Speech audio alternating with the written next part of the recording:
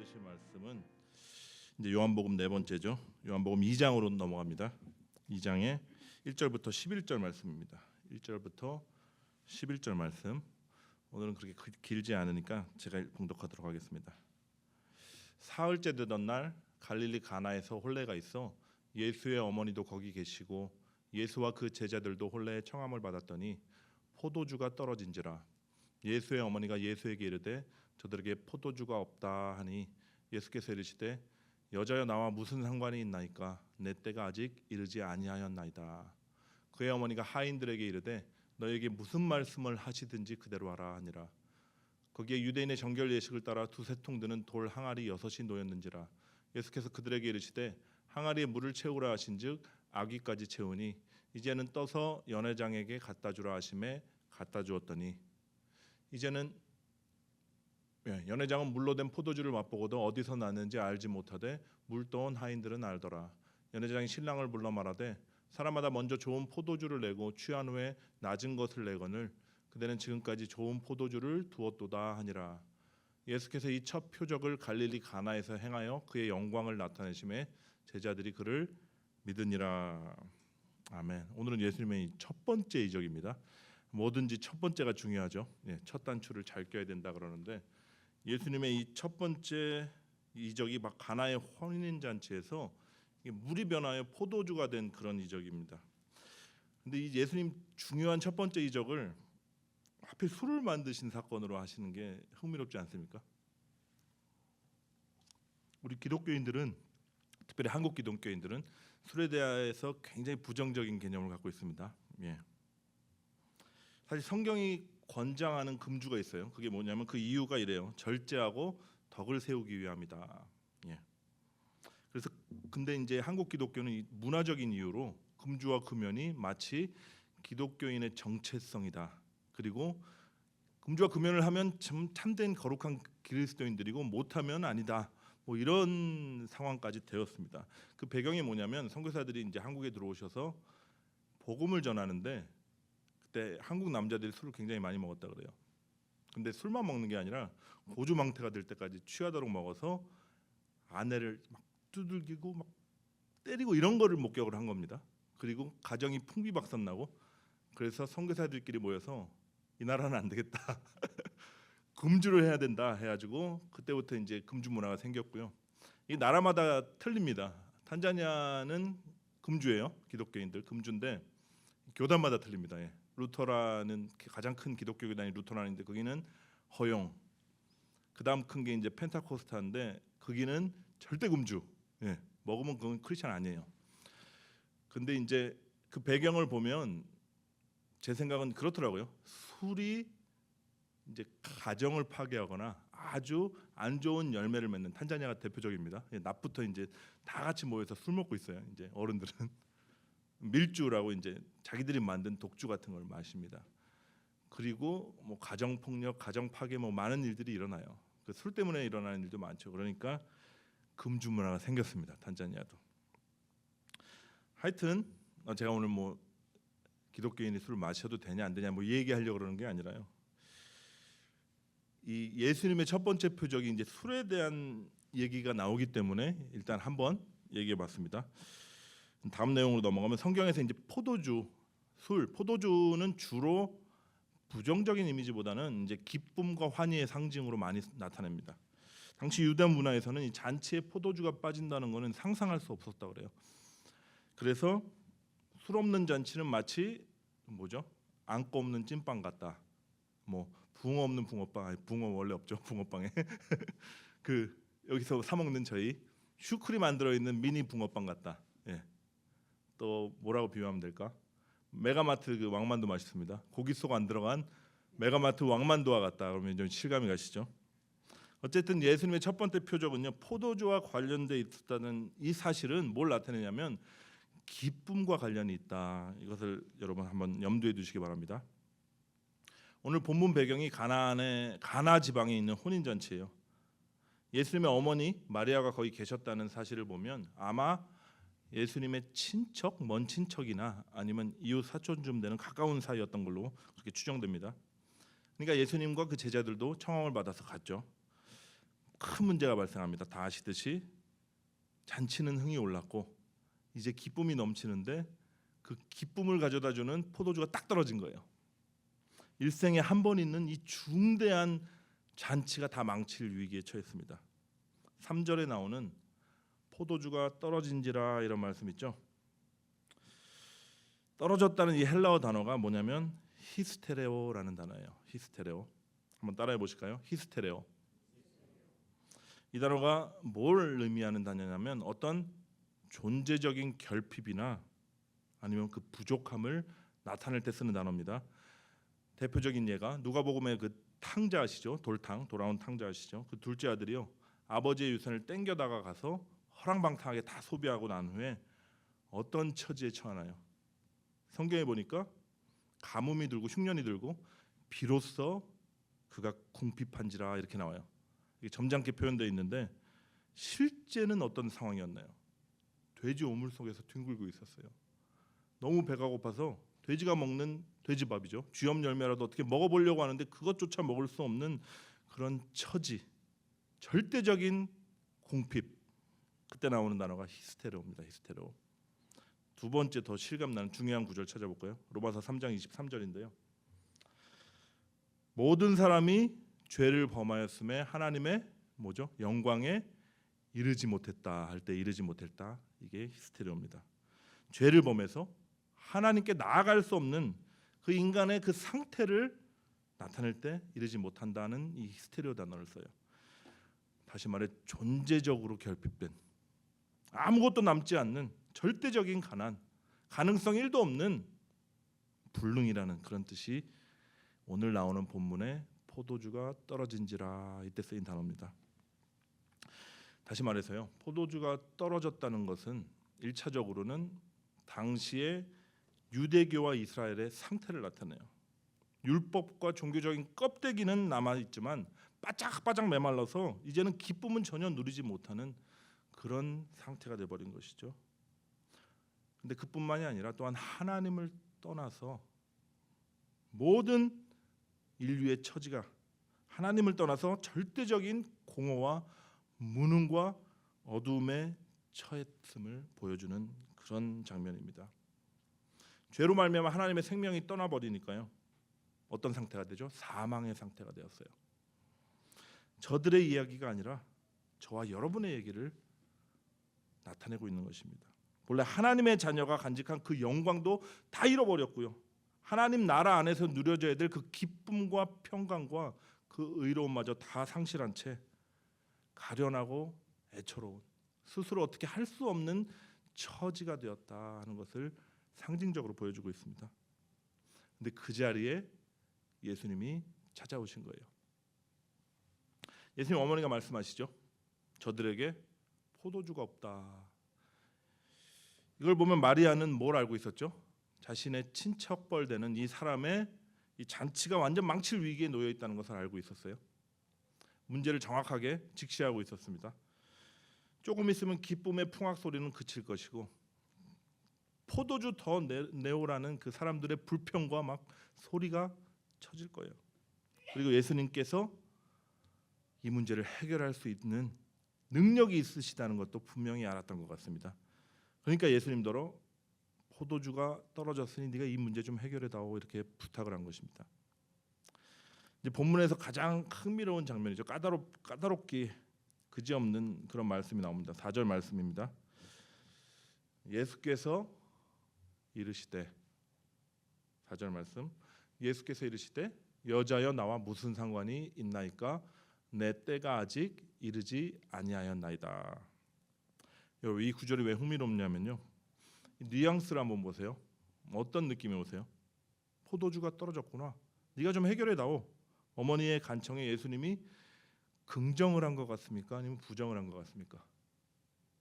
뉘앙스가 부정 같죠? 앞으로 읽어봐도 뒤로 읽어봐도 예, 어머니 말씀하시니 제가 그렇게 할게요. 이렇게 예수님 대답한 것처럼 전혀 보이지 않습니다. 아더 핑크라는 요한복음 주석의 대가가 있거든요. 그 사람이 이 말씀을 어떻게 해석을 하냐면요.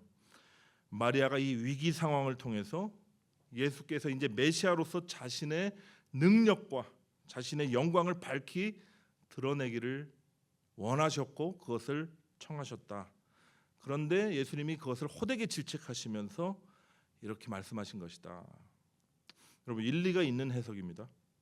왜냐하면 본문에서 내가 이 포도주 떨어진 상황과 내가 무슨 상관이 있습니까? 이렇게 우리는 읽히지만 실제적으로 원어 성경을 보면 여자여 당신과 내가 무슨 상관이 있습니까? 이런 말씀을 하신 거예요.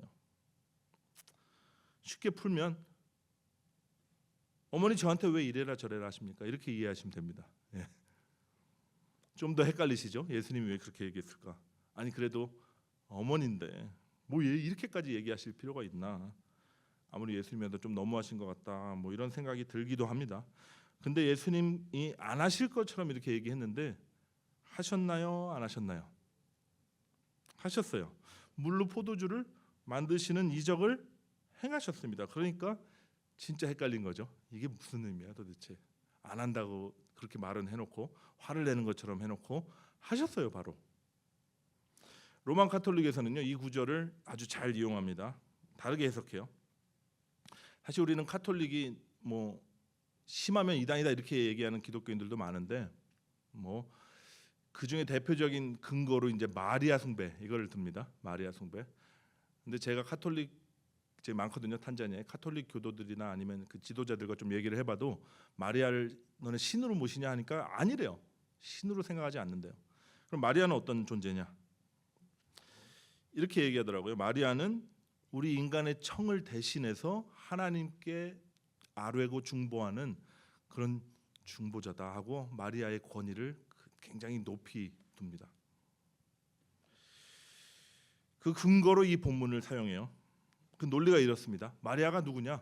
예수의 어머니 아니냐? 예수님이 가장 사랑하고 존경하는 사람이 바로 이 마리아다. 그래서 아직 이적과 기사를 통해서 자신을 드러낼 때가 되지 않았는데 어머니가 청하니까 그것을 거절할 수 없어서 순종함으로 예수님께서 행하셨다. 이 말은 우리가 주님께 기도할 때 우리가 청하면 안 들어주실 기도도 마리아를 통해서 하면 마리아 어머니니까 어머니가 예수님께 구하면 그것은 들어주실 것 아니냐 뭐 이렇습니다. 논리가 그럴듯하죠. 예. 근데 저는 절대 동의하지 않습니다. 예, 이 본문 아무리 읽어봐도 그렇게 해석이 안 돼요. 우리 예수님께서는요 어떤 인간적인 정의나 어떤 관계 때문에 하나님의 때를 앞당기거나 늦추거나 하시는 그런 분이 아니십니다. 오히려 이 본문은 정반대의 얘기를 하고 있어요. 이 상황을 이해하려면 예수님의 이 말씀이 중요합니다. 내 때가 아직 이르지 아니하였나이다. 여기 나오는 내 때가 어느 때를 말하는 걸까요? 내가 이적을 행한 이 정확한 타이밍이 아직 아닙니다. 이런 얘기를 하는 걸까요? 요한복음에 보면요, 예수님께서 내 때다 이렇게 표현하는 게 한 7번 나와요. 대표적인 말씀을 제가 찾아볼게요. 7장 30절에 보면 그들이 예수를 잡고자 하나 손을 대는 자가 없으니 이는 그의 때가 아직 이르지 아니하였음이로라. 이렇게 나오죠. 내 때, 그의 때. 12장 27절에서 28절 보면요. 13장이네요. 13장 27절 보면 아버지여 나를 구원하여 이 때를 면하게 하여 주옵소서. 그러나 내가 이를 위하여 이 때에 왔나이다. 이런 말씀하십니다. 그 밑에 이제 좀 더 명확하게 이때가 어는지 예수님 직접적으로 말씀하세요. 6월절에 예수께서 자기가 세상에 떠나 아버지께로 돌아가실 때 어느 때죠? 세상을 떠나 아버지로 돌아가실 때가 이른 줄 아시고 세상에 있는 자기 사람들을 사랑하실 때 끝까지 사랑하셨다. 이렇게 나오죠. 이제 감이 좀 오시나요? 예수님이 말씀하시는 내 때가 언제입니까? 십자가 순환의 때를 예수님 말씀하세요. 주님께서 십자가에 달리셔서 온 인류의 죄를 대속하시고 대신 짊어지시고 죽임당하는 그 때를 말씀하시는 겁니다.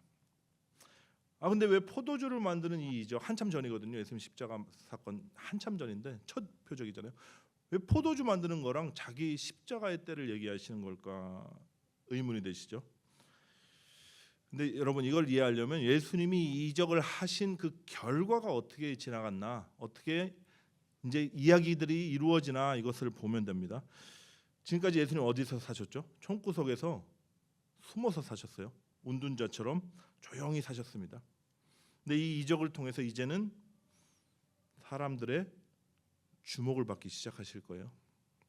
자신들의 세속적인 필요를 채워달라고 아우성치면서 예수님을 찾아오는 사람들에게 이리저리 떠밀리며 다니는 삶을 살게 되실 거예요. 감시받게 될 것이고 질투받고 귀신의 쫄따구라고 비난받고 결국에는 악명 높은 죄인으로 체포되어서 침뱉음 당하시고 모욕당하시고 급기야 저주받은 자만이 달리는 십자가에 달려서 죽임당하는 일로 끝맺음을 맺게 되실 겁니다. 여러분, 우리 인간적인 우리의 식견으로 봐도 이게 이득인가요? 손해인가요? 예수님한테 이득될 게 하나도 없었어요. 예수님의 이적을 잘 보면 자신의 영광을 나타내서 사람들을 감화시켜서 큰 무리를 이끌고자 하는 개인적인 어떤 목적을 가지고 이적을 행하신 적이 한 번도 없습니다. 자신이 무슨 일을 행할지, 십자가 고난을 통해서 어떤 일을 하나님의 뜻을 이룰지, 그리고 그 결과 우리에게 도래할 할 하나님 나라가 무엇인지 보여주셨고 사람들이 열광하면 숨으셨습니다. 그게 예수님의 이적의 목적이었어요. 그게 그분이 이 땅에 오신 이유였어요. 이런 관점에서 보면요, 어머니 내 때가 아직 이르지 아니하였습니다라는 이 말씀은요, 예수님께서는 이 한 집안의 체면을 세워주시기 위해서 이적을 행하시는 분이 아니라는 거예요. 다시 말해서 어떤 문제 해결이나 소원 성취 같은 그 인간의 기대나 바람에 따라서 움직이시는 분이 아니라 철저하게 하나님의 뜻에 따라서 움직이신다는 선언이십니다. 마리아는 어쩜 아까 말씀드린 대로 이 이적을 통해서 예수님이 영광을 보이시고 능력을 보이셔서 메시아로 등극하기를 원하셨을 거예요. 왜냐하면 당시에 유대인들이 원하는 메시아는 로마 제국을 멸망시키고 다윗 왕국을 재건할 힘 있는 메시아였거든요. 근데 하나님의 뜻은 반대였습니다. 고난받는 메시아였어요. 세상 사람들의 모든 죄를 홀로 지시고 역사상 가장 추악한 죄인의 모습으로 하나님 앞에서 그 진노의 잔을 마시는, 죽임당하시는 메시아. 당시 유대인들 중에 그 어느 누구도 바라지 않던 낮고 천한 메시아의 모습으로 오셨습니다. 근데 여러분 한번 잘 생각해 보세요. 이게 유대인만의 바람일까요? 그들이 신약 성경을 못 읽어봐서 그렇게 바라고 있었을까요? 여러분은 어떤 메시아를 바라고 계십니까? 어떤 메시아가 필요하세요? 혹시 사람들의 높임을 받고 영광 받으시는 메시아를 바라고 계신 않으신가요? 나의 종교적인 열심과 선행으로 주님 기뻐하시는 일을 내가 해드리면 천국만 데려가실 뿐만 아니라 이 땅에서도 나를 높여주시고 영광의 자리에 앉혀주시겠지 하는 그런 바람으로 메시아를 바라보시나요? 당시 유대인들이 그렇게 봤어요. 그리고 당시 제자들이 그 마음으로 예수님 따랐습니다. 우리 주님 말씀하시죠. 인자가 온 것은 섬김을 받으려 함이 아니라 도리어 섬기려 하고 자기 목숨을 많은 사람의 대속물로 주려 함이니라. 그리고 저와 여러분을 이 자리로 초청하세요. 너희 중에 누구든지 크고자 하는 자는 너희를 섬기는 자가 돼야 되고 너희 중에 누구든지 으뜸이 되고자 하는 자는 종이 돼야 된다. 예수님 돌아가시기 전에 제자들에게 뭐 하셨죠? 발을 씻겨주시면서 이렇게 말씀하셨습니다. 내가 주와 선생으로 너희들의 발을 씻겼는데 이것은 내가 너희에게 행한 것 같이 너희도 행하게 하려 본을 보였노라. 이렇게 말씀하세요. 우리가 메시아를 나의 필요를 채우고 나를 높이는 그 메시아를 바라면서 주님을 따르잖아요. 그러면 주님의 이 초청에 우리가 응답을 할 수가 없어요. 고난받는 종, 낮고 천한 그 모습으로 오셔서 어디까지? 십자가에 죽기까지 복종하신 그 참 메시아를 우리가 볼 수가 없게 됩니다. 오늘 본문 5절에서 마리아가 하인들에게 명하죠. 너희에게 무슨 말씀을 하시든지 그대로 하라. 이게 예수님 말씀에 순종하라는 건데요. 문제는 무슨 말씀을 하시든지 이게 좀 걸리고요. 그대로 하라. 이것도 좀 걸립니다. 예. 가뜩이나 순종이 어려운데 뭐 이거 무슨 말씀을 하시든지 그대로 해야 되고 예, 100% 순도에 순종 아니면 순종 아니다. 뭐 이런 얘기 들어보셨어요? 저 어렸을 때 많이 들었습니다. 목사님들로부터 즉각적인 순종만이 순종이다. 예. 그래서 그렇게 노력을 했어요. 100% 순도 있는 순종, 뭐 좀 갖다 붙이고 아니면 뭐 빼고 이런 거 말고요. 그리고 즉각적으로 하나님 말씀하시고 감동 주시면 순종하자 하고 노력을 많이 해봤는데 잘 안 됩니다. 예. 그리고 문제는 예수님이 무슨 말씀을 하시든지 했는데 예수님의 말씀이 주로 뭔가요? 몇 가지 예를 들어보면 내 이웃을 내 몸처럼 사랑해라. 잘 됩니까? 거기서 그치지 않아요. 원수를 사랑하고 너희를 박해하는 자를 위해서 기도해라. 절망이죠. 오른뺨 치면 왼뺨 돌려대라. 요새 세상에 이런 바보가 어디 있습니까? 억지로 오리를 가게 하면 너희가 자발적으로 기쁨으로 심리를 같이 가져라. 너에게 구걸하는 자에게 줘라. 돈 끌어오는 자한테 거절하지 마라. 뭐 이런 종류의 말씀들이에요. 순종하실 수 있나요? 네. 뭐는 하고 뭐는 못 하겠죠. 그대로 하라. 되겠나요? 무슨 말씀을 하시든지 그대로 하라. 불가능 같으시죠?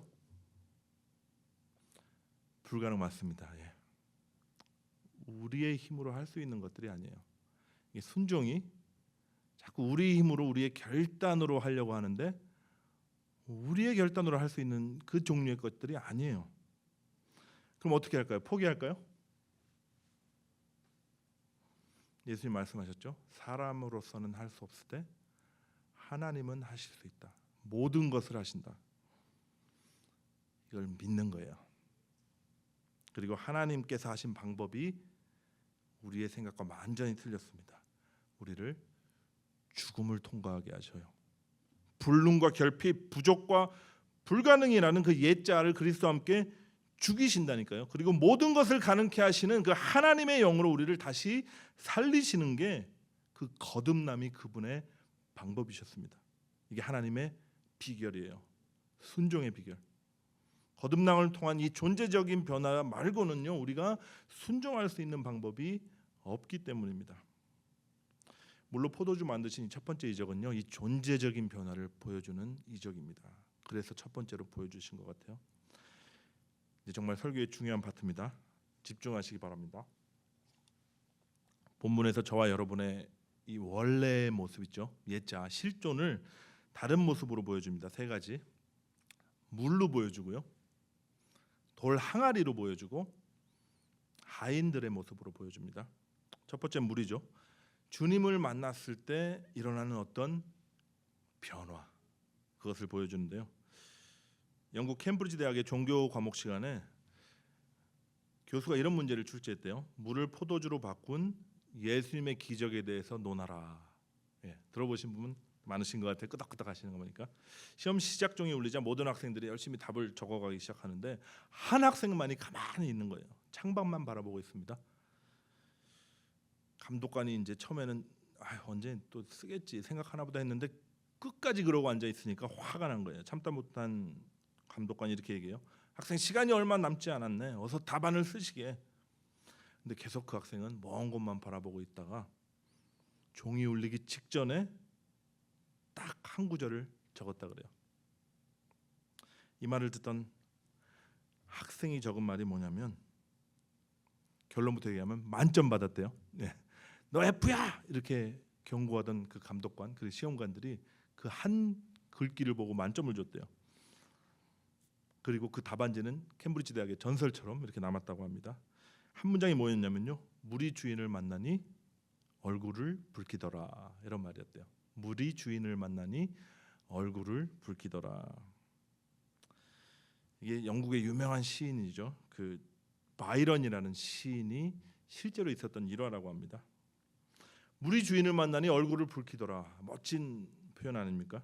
물이 자신을 창조한 창조주를 만나니까 존재적으로 변해서 달라진 그 변화를 멋지게 표현했습니다. 여러분 바이런 말처럼요. 모든 피조물은요. 창조주 하나님을 만나면 변해요. 변하지 않을 수가 없어요. 그리고 물 자체가 아니라 물이 경험한 이 놀라운 변화로 말미암아 하나님의 영광이 드러나게 되고요. 물이 자신의 존재 변화를 통해서 예수님이 바로 무에서 유를 창조하시는 창조주다, 그리고 하나님의 아들이다 이신 것을 증언합니다.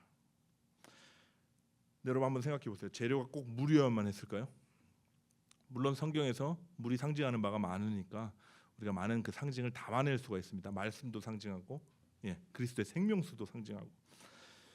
근데 여러분, 말씀으로 천지를 창조하신 분이잖아요. 무에서 유를 창조하신 분이에요. 그분이 굳이 재료가 꼭 물이어야만 했을까요? 돌이면 안 될까요? 쇠면 안 되겠습니까? 쇠로 포도주 만드신다.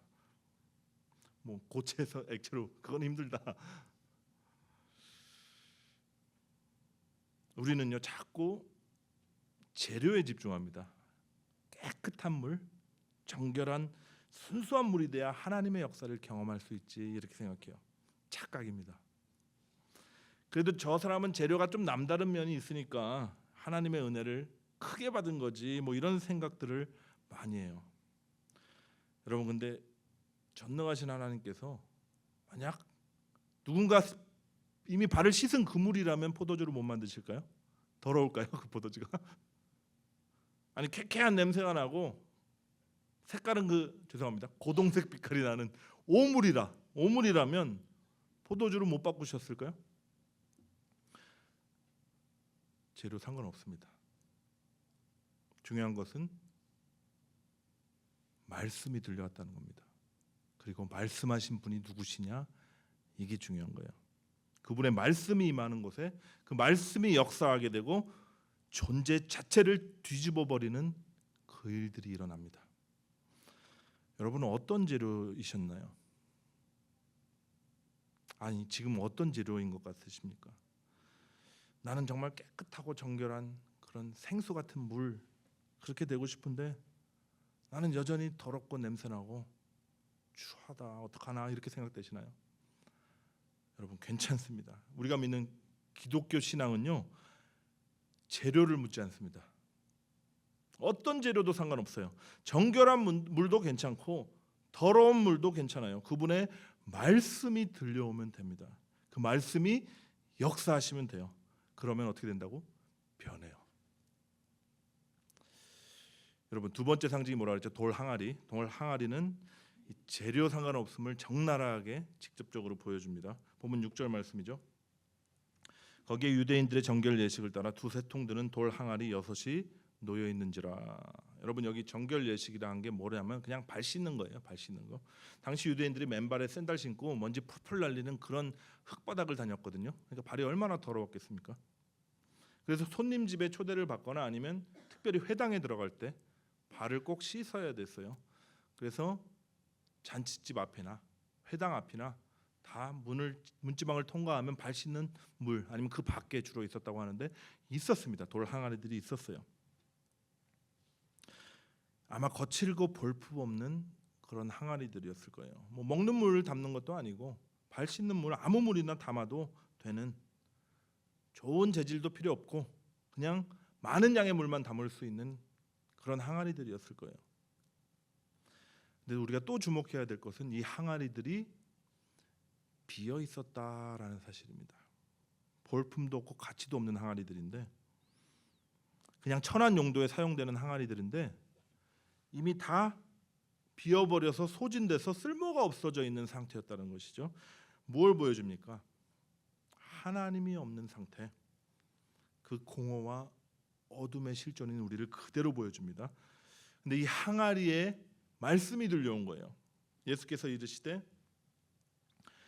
항아리에 물을 채우라 하신즉 어디까지요? 아귀까지 채우니. 아귀 끝까지 다 꽉 채웠다는 얘기예요. 여러분, 재료가 중요한 게 아니라 뭐가 중요하다 그랬죠? 말씀이 중요하다 그랬죠? 말씀. 따라서 물이 채워진 것으로 나오지만 사실은 명하신 예수님의 말씀으로 채워졌다고 그렇게 여기시면 됩니다. 고린도후서에 보면 성경은 저와 여러분을 뭐라고 비유합니까? 보배를 담은 질그릇이다, 이렇게 얘기해요. 오늘 본문대로 하면요, 말씀을 담은 돌 항아리다, 이렇게 표현하고 싶습니다. 가치가 없고 깨어지기 쉬운 게 질그릇입니다. 그 안에 보배가 담기면 그 질그릇이 뭐가 되죠? 보물상자가 되는 거예요. 마찬가지죠. 그저 발 씻는 물이나 담는 돌 항아리예요. 이제는 텅 비어서 용도 폐기된 아무런 쓸모없는 돌 항아리에 말씀이 담기면 뭐가 되나요? 말씀이신 그리스도가 담기면 그 가치는 그리스도의 가치가 되는 거예요. 존재 자체가 모든 사람에게 기쁨을 흘려보내는 포도주병이 되는 것입니다. 여러분, 이게 비결이에요. 이게 순종의 비결입니다. 딱 매치 안 되시죠? 본문을 보면요, 말씀을 듣고 즉각적으로 순종하는 우리를 상징하는 마지막 사람들이 나옵니다. 하인들이죠. 그들에게 첫 번째 말씀이 들려오죠. 항아리에 물을 채우라. 하인들 입장에서는 이해가 안 되는 말씀이죠. 뭐 포도주가 떨어졌다는데 포도주병 갖고 와, 거기다 물을 좀 채워, 이렇게 얘기하면 이해가 되는데 왜 하필 하고 많은 용기 중에 발 씻는 물 담는 항아리에다가 물을 채우라 그러나, 그런 의문이 들었을 거예요. 그래도 어떻게 하죠? 순종합니다. 생각해 보면 이게 첫 번째 순종은 좀 쉬워요. 왜 쉽냐면 납득이 안 돼도 그냥 채우면 되는 거잖아요. 뭐 우리도 이해 안 되지만 뭐 윗사람이 뭘 명령한다 그러면 그냥 하는 경우가 많지 않습니까? 돌 항아리에 물 채우는 일 정도는 그래도 다른 사람들 앞에서 망신당하는 일도 아니고 뭐 내가 불이익 당할 일도 아니니까 그냥 혼자 하면 되는 일이니까 순종이 좀 쉽습니다. 뭐 기적이 일어나면 좋고 뭐 아니면 말고 뭐 이렇게 생각하고 믿져야 본전식으로 하면 돼요. 그때 예수님 두 번째 말씀이 들려옵니다. 이제는 떠서 연회장에게 갖다 주라. 큰일 났구나 싶었을 거예요. 네. 연회장은 이제 이미 포도주가 떨어진 걸 알고 굉장히 예민해져 있는 상태였을 겁니다. 손님들도 술이 떨어져 가니까 이제 왜 더 안 내오냐면서 화를 내고 있었을 거예요. 근데 거기다가 발 씻는 항아리에 담긴 출처도 알 수 없는 이 물을 가져다가 포도주 대령이요 이러면 어떻게 될까요? 아마 불호령이 떨어질지도 모르고요. 손님들에게 큰 망신을 당하고 모욕을 당하고 심하면 일자리도 잃어버릴 위험에 처할지 모릅니다. 근데 그들이 그 말씀에 그대로 또 순종해요. 어떻게 이렇게 할 수 있었을까요? 바로 그들의 존재 자체가 말씀으로 가득 채워진 존재의 변화를 경험했기 때문입니다. 그 말씀이 역사하니까 존재가 변화하니까 그들이 먼저 기쁨으로 충만해서 하나님 나라를 누리게 되는 것이고요. 그 기쁨이 순종으로 열매 맺어 그 기쁨이 다른 사람들에게 흘러가는 거예요. 이게 성경의 원리입니다. 하나님 나라는 뭐라고 그랬죠? 눈에 보이는 것이 아니다. 너희 안에 있다. 하나님 나라는 성령 안에서 의와 평강과 평안과 기쁨이다. 이렇게 얘기하셨어요. 근데 그 하나님 나라가 확장되는 거예요. 흘러가는 겁니다. 이 놀라운 역사를 경험한 하인들 그리고 이를 목격한 제자들의 그 기쁨이 얼마나 컸겠습니까? 말씀으로 재창조된 그 포도주를 맛본 게 이들만이 아니었죠. 그 기쁨의 그 근원이 되는 포도주를 맛본 것은 연회장도 먹었을 것이고요. 그리고 하인들이 아니죠. 그 잔치를 채우고 있는 손님들도 맛봤을 거예요. 이들이 얼마나 맛있는지 이렇게 막 얘기해요. 야, 이렇게 맛난 포도주 이때까지 숨겨놓고 있었냐? 남들은 처음에 좋은 거 꺼내고 나중에 후진 거 꺼내는데 너희들은 이렇게 맛있는 거를 제일 나중에 꺼내냐? 자, 끝내준다. 근데 이들의 기쁨은 그뿐입니다. 예. 일시적인 쾌락이고 다 사라질 그런 것들이에요. 왜냐하면 포도주를 만드신 분이 누군지 모르거든요. 그리고 이 포도주가 어디서 나온 건지도 모르거든요. 포도가 진지겨져야 그 포도즙이 나오듯이요. 십자가에 달리셔서 모든 물과 피를 쏟으신 그 예수님께서 그분의 말씀으로 이 포도주를 만드신 것을 그분은 알지 못합니다. 그리고 그 예수님을 몰라요. 그러니 이 짧은 생에서 맛볼 수 있는 찰나 같은 즐거움에 연연하는 겁니다. 근데 하인들은 달랐죠. 메시아를 만났거든요. 그 메시아가 말씀을 통해서 자신들의 존재 자체를 뒤집어 버리셨거든요. 그들의 기쁨이 얼마나 컸겠습니까? 세상이 줄 수 없는 기쁨, 세상이 알 수 없는 그 만족감과 평안으로 가득 찼을 거예요. 그 기쁨이 가득 차 넘쳐 흘렀을 겁니다. 상황과 조건에 관계없이 평강을 누리면서 만족을 가지는 그들의 모습을 세상이 보게 되는 것이 바로 흘러 넘치는 거예요. 뭐를 통해서요? 순종을 통해서요. 여러분, 순종은요 열매입니다. 우리가 스스로 결단하고 노력해서 맺어야 하는 것이 아니라 되어지는 거예요. 어떻게 되어진다고요? 우리 안이 그리스도의 말씀으로 가득 채워지고 그 기쁨으로 가득 채워서서 넘쳐 흘러가는 것이 순종이에요. 제가 대단한 순종을 했다고 뭐 그런 칭찬을 남들보다 좀 많이 받은 사람입니다. 왜냐하면 한때 제정신이 아니라서 뭐 취직하기 직전에 뭐 인턴십 구해가지고 신나하고 있는 그 와중에 갑자기 다 버리고 뭐 아프리카로 떠나서 뭐 그냥 그럭저럭 잘 살았는데 모르시는 분들은 저기 오지에 가서 소똥집 짓고 사는 걸로 이렇게 생각하시더라고요. 그래서 그 순종 대단하다. 저도 한때 착각했어요. 내가 100% 순도의 순종을 했구나. 즉각적으로 순종했구나. 하나님 말씀하셔서 그냥 가방만 들고 갔거든요. 그때는 그렇게 생각했는데 지금 생각해 보니까 하나님이 하셨어요. 그 말씀이 떠나라 탄자니아로 가라 하는 말씀 주시기 전에 저를 채우셨습니다. 그 채우시는 작업을 하셨더라고요. 갑자기 성령님이 찾아오시고 제 안에 말씀하시고 그 말씀으로 인해서 내 존재가 뒤집어지면서 그 기쁨이 가득 차서 견딜 수가 없어서 막 주위 사람들에게 막 전하고 나 하나님 성령을 만났어. 성령이 어제 우리 방에 내 방에 찾아오셨어. 그리고 막 기도 모임 만들고 했던 그 시절이 있었어요. 그리고 1년이 채 지나지 않아서 주님 말씀하셨습니다. 이제는 가라. 이제는 떠다 주라. 이제는 연회장에게 떠다 주라. 이제는 너의 기쁨을 가지고 가서 나눠라. 탄자니아의 지극히 작은 자들과 함께해라. 주님이 하셨더라고요.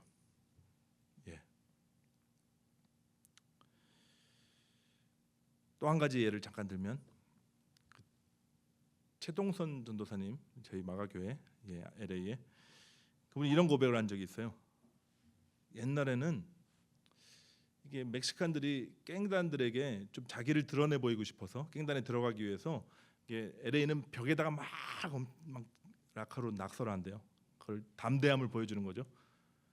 교회에 낙서를 막 해놓으면 옛날에는 화가 나고 누가 이랬어? CCTV 달아야 되는 거 아니야? 막 이러셨는데 하나님의 은혜를 맛보고 그 말씀이 채워지고 자연스럽게 어떤 생각이 드냐면 만약 그 멕시칸 아이들이 낙서를 꼭 해야 된다면 저기 있는 가정집보다는 교회 벽에 하는 게 낫겠지. 그래서 차라리 예수님도 자기 자신을 다 내어주고 다 포기하셨는데 교회 벽을 얘네들이 낙서할 수 있도록 내어주자 하고 그런 생각도 했대요. Do it here 이렇게 써놓자. 근데 그분이 하시는 고백이 자연스럽게 그렇게 되더라.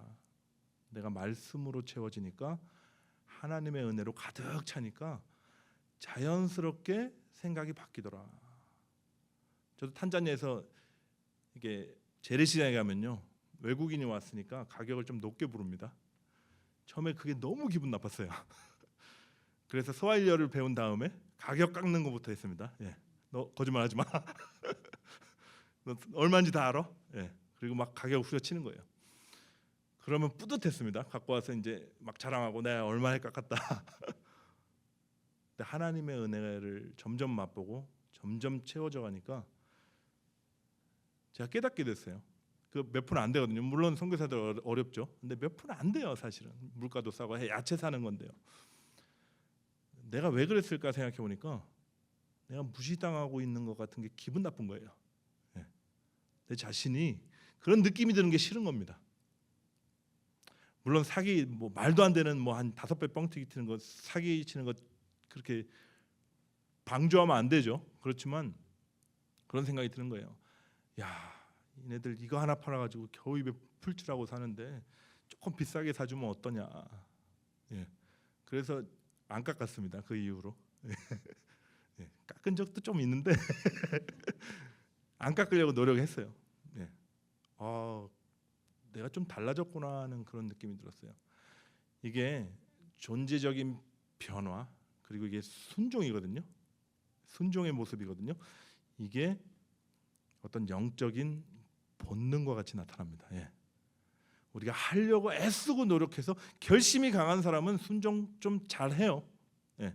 결심이 강하니까 내 이 말씀을 지켜야겠다 하고 좀 지켜요. 그러다가 또 못 지키면 막 좌절하고 더 좌절이 큽니다. 결심이 큰 만큼 지키면 근데 나중에 보니까 열매가 어떻게 맺히냐면 판단하더라고요. 저 사람은 하나님 믿는다는데 말씀도 못 지키네. 술 먹네. 뭐 새벽기도도 못 나오네. 11조도 안 하네. 뭐 이렇게 판단하기 시작해요. 왜냐하면 자기가 자기의 힘으로 순종했기 때문입니다. 하나님이 받으시는 순종은 뭐냐면요, 어떤 영적인 본능 같은 거예요. 우리가 말씀으로 채워졌을 때, 악귀까지 가득 채워져서 그것이 흘러 넘칠 때 나오는 그 열매입니다. 여러분 명심하십시오. 이 복된 삶에 예수님이 여러분을 초청하고 계신 거예요. 여러분과 저에게도 말씀이 들려왔어요. 그리고 말씀하신 주님은 성경을 통해서, 설교를 통해서, 또한 통독과 묵상을 통해서, 내 안에서 세밀하시는 내적 음성을 통해서, 환경과 다른 사람들을 통해서 끊임없이 우리에게 지금도 말씀하세요. 이 주님의 말씀 음성을 매일 여러분 들으셔야 됩니다. 그래야지 살아요. 그리스도인들은 누구냐면 눈에 보이는 떡으로 사는 자들이 아니라 하나님의 입에서 나오는 말씀으로 사는 자들이 바로 그리스도인들입니다. 그 말씀이 우리가 조금씩 차곡차곡 쌓여지고 채워지고 가득 넘쳐서 순종이라는 열매를 맺고 사는 사람들이 그리스도인들이에요. 제가 이 일을 위해서, 이 영광스러운 초청에 응하기 위해서 제가 작은 실천을 제안합니다. 예. 요한복음 이제 강의 시작했죠. 요한복음 좀 읽으십시오. 네. 요한복음 읽으세요. 읽기 너무 나는 문자 활자만 보면 머리가 깨진다 이러시는 분들은 유튜브에 다 나옵니다. 들으세요. 네, 들어도 됩니다. 많이 읽으려고 너무 애쓸 필요 없이요. 하루에 한 장도 좋고 뭐 2-3장 더 좋겠지만 한 절을 몇 구절이라도 읽어보세요. 그리고 한 가지 또 제가 추천드리는 것은 읽기 전에 꼭 이렇게 한번 짧게라도 기도해 보십시오. 성령님, 말씀을 깨닫게 해주십시오. 이 말씀을 내가 그리스도로 받게 해주십시오. 이렇게 요청하고 성령님을 초청하고 읽으세요. 왜냐하면 그 말씀이 문자로 끝나는 것이 아니라 생명이 되려면 성령의 역사와 조명이 필요하거든요. 딱 그 실천부터 합시다. 예. 물을 채우는, 우리가 그 작은 실천을 하는 거거든요. 한 바가지씩 채우는 거예요, 일단. 근데 이 실천이 이제 습관이 될 거예요. 습관이 매일매일 차곡차곡 쌓이면 어느덧 나도 몰랐는데 악귀까지 가득 차 있는 내 자신을 발견하게 되실 겁니다. 그리고 자연스럽게 어떠한 본능적으로 순종되어지는 여러분을 발견하실 거예요. 그때 나오는 그 기쁨, 그 환희, 그것을 주님께서 우리에게 허락해 주시기를 시간 간절히 예수 그리스도의 이름으로 축복합니다. 하나님 아버지, 주님 만나 주셔서 주의 말씀하셔서 우리의 존재 자체를 뒤집어 주신 우리 메시아, 우리 주 예수 그리스도께 감사와 찬양 올려드립니다. 이제는 날마다 하나님의 자녀들은 하나님의 말씀을 먹고 살듯이 주의 입에서 나오는 모든 말씀을 듣기를 원합니다. 주님 말씀하여 주시고 또한 말씀을 가까이 하게 성령님 도와주시며 말씀을 깨닫게 하시고 그 말씀이 우리 안에서 역사하여 가득 차고 넘쳐 순종이 열매 맺히는 복된 삶으로 우리를 인도하여 주시옵소서. 주님 앞에 나올 때 우리의 마음과 우리의 정성과 우리의 삶을 담아서 올려드리는 모든 연보를 주님 기뻐 받아 주시고 하나님 나라와 생명이 태어나는 그 일 가운데 주님 사용하여 주시옵소서. 주님 모든 손길 가운데 주님 복의 복을 내려 주셔서 날마다 일용할 양식으로 채우시고 또한 영의 양식으로 채우셔서 하나님을 즐거워하며 기뻐하는 복된 삶으로 주님 역사해 주시옵소서. 모든 말씀 우리 예수 그리스도의 이름으로 감사하며 기도합니다.